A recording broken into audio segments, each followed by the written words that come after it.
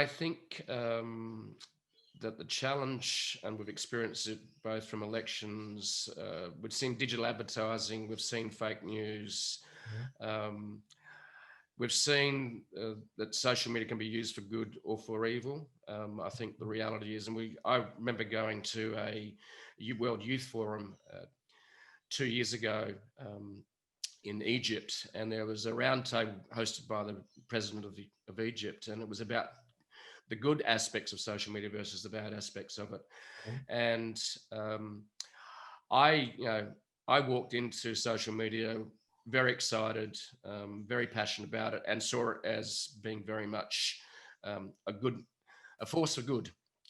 But I suppose after that World Youth Forum event, I had my rose glasses taken off a little bit, and any technology can be used for good or for evil. It really doesn't matter whether it's dynamite or whether it's nuclear energy. It doesn't really matter. Right. I think that we're certainly, the organic is getting harder from a social media point of view. I think it's the pay to play, the industrial complex. I think the other challenge I'm experiencing, and a lot of other people are, is the algorithms being put in place to try and control at scale, the bad actors taking over the platforms. The machine is, I just wrote a blog article today called Human versus Machine, that the imperfect algorithms on the machine are getting in the way of even the good actors getting their content amplified through a Google or a Facebook ad. Right. So I think now we're going to see, I think governments intervening, trying to make sense of it. It's happening in Europe, it's happening in Australia, with the platforms becoming so large and powerful, they're almost like their own countries. You're also seeing the battle, I think, between man and machine, and also, or human and machine, to be politically correct. But I think as humans, we've got to take a much more active role rather than just rolling over and letting the platforms just make more money.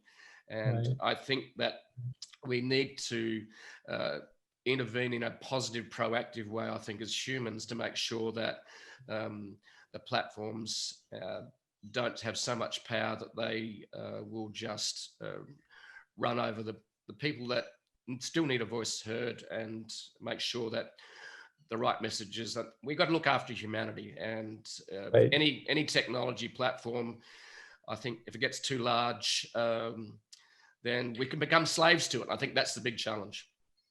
Totally agree with you. It's a scary time for social media, and you're seeing censorship, which is just unbelievable today in this day and age. And it's just so easy to do if you're a big tech company. Yeah. I don't know how it affects really the average influencer, but if you're in the political space, it certainly is something where you need to be concerned. And you're seeing people being deplatformed, and it's pretty bad. We really, humanity needs the freedom of ideas, and you just can't. And what's really encouraging, though, you're starting to see other platforms appear, like Rumble and Parlay and others. I think that's the way you pronounce it, Parler or Parlay. Yep. I've heard of them. So they're a Twitter clone, I suppose, for free voice versus a censored voice, I think. Yeah.